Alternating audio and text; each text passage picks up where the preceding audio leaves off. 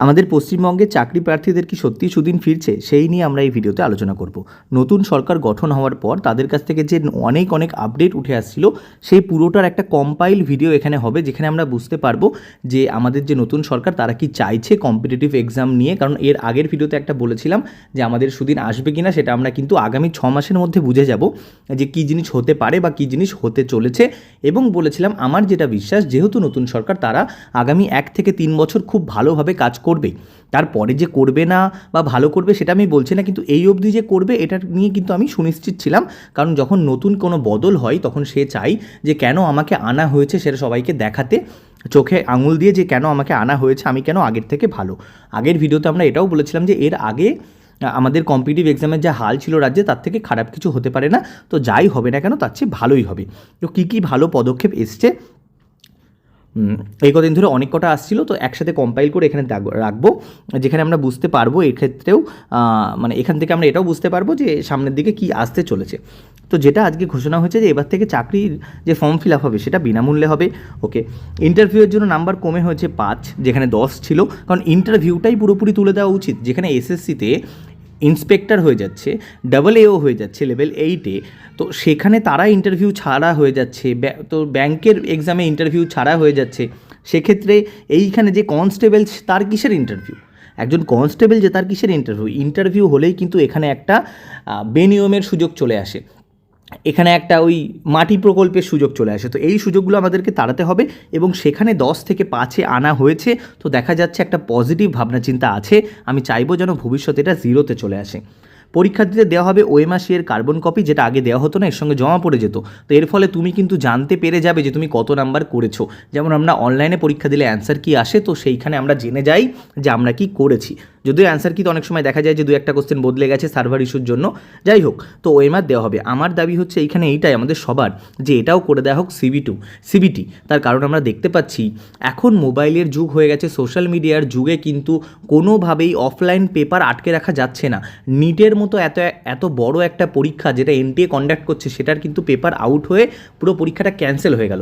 এত বড় পরীক্ষা, সেখানে কত সিকিউরিটি থাকে, তার থেকে কিন্তু এই পরীক্ষাগুলোতে অনেক কম সিকিউরিটি থাকে। তো অবশ্যই আমাদের ভবিষ্যৎ হচ্ছে অনলাইন টেস্ট। দেখা যাক রাজ্য সরকার এই দিকেও যায় কি না। তার কারণ আগের যে সরকার ছিল তারা কিন্তু নার্সিংয়ের যে পরীক্ষাটা সেটা TCS দিয়ে করিয়েছিল, যেটা খুব ভালো লেগেছিল এবং ভেবেছিলাম হয়তো আগামী কোনো পরীক্ষাও হয়তো আমরা অনলাইনে দেখতে পাবো। তো এবার দেখা যাক সরকার বদল হয়ে অনলাইনে পরীক্ষার দিকে যায় কি যায় না। 100% শূন্যপদে নিয়োগ করার কথা হচ্ছে, যদি এটা মনে হয় না হবে কিনা, কারণ কোনো জায়গাতেই স্টেট বা সেন্ট্রাল কোথাও 100% শূন্যপদ ফিল করা হয় না। এটা আমি নিজে থেকে দেখেছি, যদি হয় তাহলে তো খুবই ভালো। রাজনীতি মুক্ত হবে শিক্ষা সংস্থাগুলি আর নতুন নিয়ম লাগু করার আশ্বাস দেওয়া হয়েছে। আচ্ছা, তার আগে দেখো, যারা ম্যাথ আর রিজনিং অনলাইন অফলাইনে পড়তে চাও, আমাদের নতুন ক্লাস কিন্তু চলছে। এই নাম্বারে হোয়াটসঅ্যাপ করে তোমরা অবশ্যই যোগাযোগ করতে পারো। শুধুমাত্র ম্যাথ রিজনিং না, তার সঙ্গে তোমরা ইংলিশ জিকেরও পুরোপুরি কমপ্লিট স্টাডি প্ল্যান পেয়ে যাবে।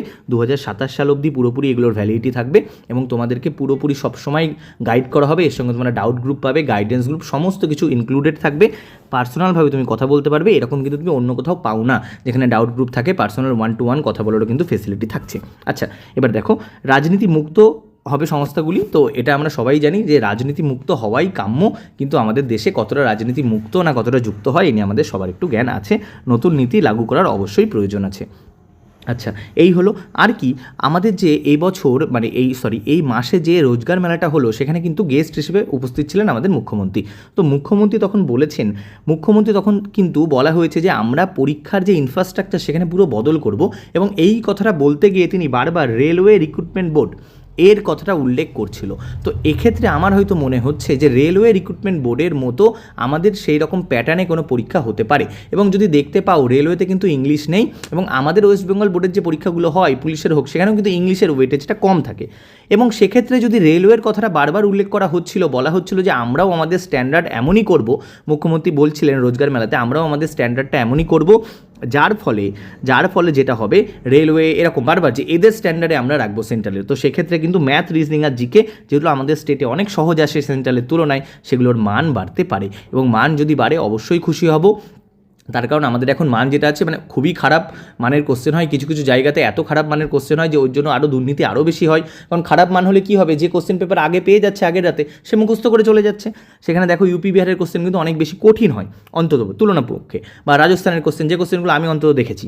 ইংলিশের মান মানে ইংলিশের যে ভ্যালু সেটা বাড়ে কি কমে এটাও দেখার ব্যাপার। তার কারণ রেলওয়ের কথা বারবার বলা হচ্ছিল, রেলওয়েতে কিন্তু ইংলিশ নেই। আমাদেরও কনস্টেবল দেখলে সেখানেও কিন্তু ইংলিশের ভাগটা কম, কনস্টেবল হোক এসআই হোক সেখানে ইংলিশটা একটুখানি কম আছে। তো আমি চাইবো সমমান দেওয়া উচিত। তার কারণ আমাদের বাংলা কিন্তু ইংলিশে বেশ ভালো উন্নত, আমাদের বাংলা অন্য স্টেটের থেকে ইংলিশে কিন্তু অনেক উন্নত। তো আমি চাইবো এই 4টে সাবজেক্টকে যেন প্রপার ওয়েটেজ দেওয়া হয় সমান সমান। ওকে, যারা যারা এখন আমাদের টেলিগ্রাম চ্যানেলে জয়েন করনি, স্কোর বুস্টার এবি আর আমাদের Telegram group Bengal competitive arena, দুটোরই লিঙ্ক ডেসক্রিপশনে আছে, অবশ্যই জয়েন করো। এখানে তোমরা চাকরি সংক্রান্ত সমস্ত আপডেট পেতে থাকবে। আচ্ছা, আমাদের গিভঅ্যাওয়ে তোমরা জানো আমরা গিভঅ্যাওয়ে সিরিজ করছি, গ্র্যান্ড গিভঅ্যাওয়ে 10, তার মধ্যে গিভঅ্যাওয়ে 8-এ তোমরা পেয়ে যাচ্ছ আরিহান্টের এই হ্যান্ড রিটেন নোটসের সেট, যেখানে 5টা বই তোমরা পেয়ে যাচ্ছ, ইতিহাস, ভূগোল, পলিটি, ইকোনমিক্স আর জিওগ্রাফি। পলিটি, ইকোনমিক্স আর একটা কী হলো, ইতিহাস, ভূগোল, পলিটি, ইকোনমিক্স, আচ্ছা যাই হোক এখানে দেখে নেবে কোনটা আছে। সায়েন্স, হ্যাঁ তাই বলি, কেন বাদ চলে যাচ্ছে। তো এই গিভঅ্যাওয়ের কি রুল আছে?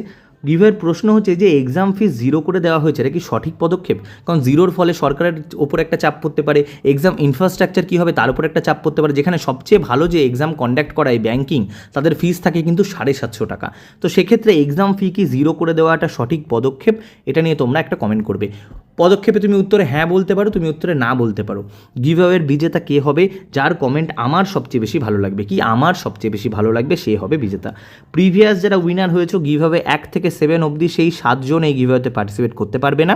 আর বইটা পেয়ে যাওয়ার পরে তোমাদেরকে অবশ্যই একটা ভিডিও শ্যুট করে পাঠাতে হবে বইটা হাতে নিয়ে তোমার ভিডিও, যে আমি অমুক আমি এই ভিডিওটা পেয়েছি, যাতে বোঝা যায় যে প্রত্যেকটা গিভঅ্যাওয়ে আলাদা আলাদা জনের কাছে যাচ্ছে। তো সেরকম আগে যারা পেয়েছে তাদের ভিডিও এখানে আপলোড আছে, দেখে নিও তারা কী ধরনের ভিডিও পাঠিয়েছে। ওকে, এই রুলগুলো কিন্তু তোমাদেরকে ফলো করতে হবে, তবেই তোমরা গিভঅ্যাওয়েতে পার্টিসিপেট করবে।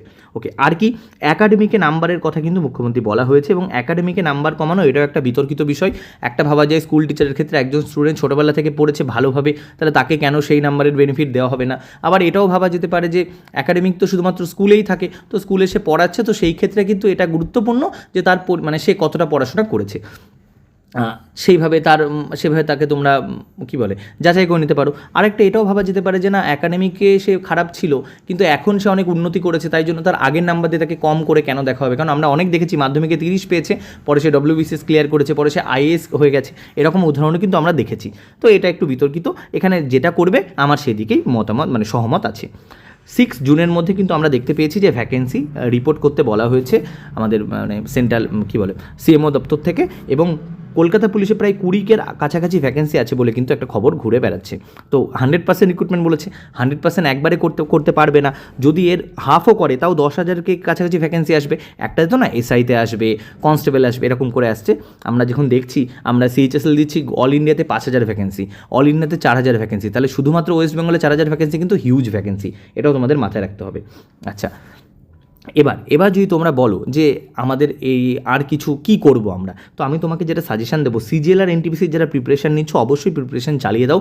তোমরা যা প্রিপারেশান নিচ্ছ তার সঙ্গে 90% সেম সিলেবাস, শুধুমাত্র ওয়েস্ট বেঙ্গলটা একটু ভালো করে পড়তে হয় ওয়েস্ট বেঙ্গলের পরীক্ষার জন্য, আর কিছু এক্সট্রা পড়তে হয় না।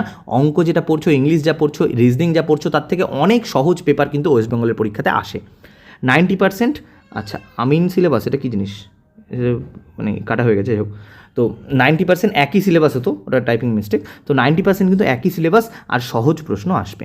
ওকে, মানে বাংলায় টাইপ করলে কী হয়, অনেক ভুলভাল ওয়ার্ড ঢুকে যায় ওই অটো টাইপে। আর BEd DEd যারা করছো তারা কিন্তু নিজের ইচ্ছাতে করতে পারো, আর্থিক সচ্ছলতা যদি থাকে অবশ্যই করতে পারো। দেখো সরকারিতে করতে যাও না, তাহলে সরকারিতে তোমার কলেজে যেতে হবে, পুরোপুরি বছর নষ্ট হবে এর পড়াশোনাতে। তুমি দিলে অবশ্যই প্রাইভেটে করবে, আমি এটাই বলবো, কারণ সেখানে কলেজে অনেক কম যেতে হয়। কীভাবে হয় আমরা সবাই জানি। আগে তুমি দেখে নাও যে 1 বছরটা দেখে নাও যে হচ্ছে, পরের বছরও বেরোবে, এর একটা আশ্বাস আছে কি না। যদি না থাকে তাহলে আমার মতে না করে এইগুলোতে ফোকাস করাই ভালো। হ্যাঁ, আর তুমি যদি চাও যে এর সঙ্গে সেন্ট্রালের অনেক পরীক্ষা হয়, BEd DEd থাকলে সেগুলোও দেবো, সেইভাবে তুমি করতে পারো। তবে আগে তুমি 1-1.5 বছরটা দেখে নাও যে কী হচ্ছে। এবার হ্যাঁ, তোমার বয়স যদি শেষের দিকে থাকে তাহলে তোমার কোনো কিছু করার নেই, তোমাকে চান্স নিতেই হবে। এবার আমরা যদি দেখি 1 বছর হওয়ার আবার সেই 3-4 বছর পর আরেকটা হচ্ছে, তো সেক্ষেত্রে এই দিকে ফোকাস করাই বেশি ভালো। কিন্তু তুমি যদি দেখো না প্রত্যেক বছর রেগুলার হচ্ছে, তাহলে তুমি BEd DEd করতে পারো। তো এটা আমি পুরোপুরি তোমাদের উপর ছেড়ে দিলাম। তো এই ছিল আমাদের কী আপডেট।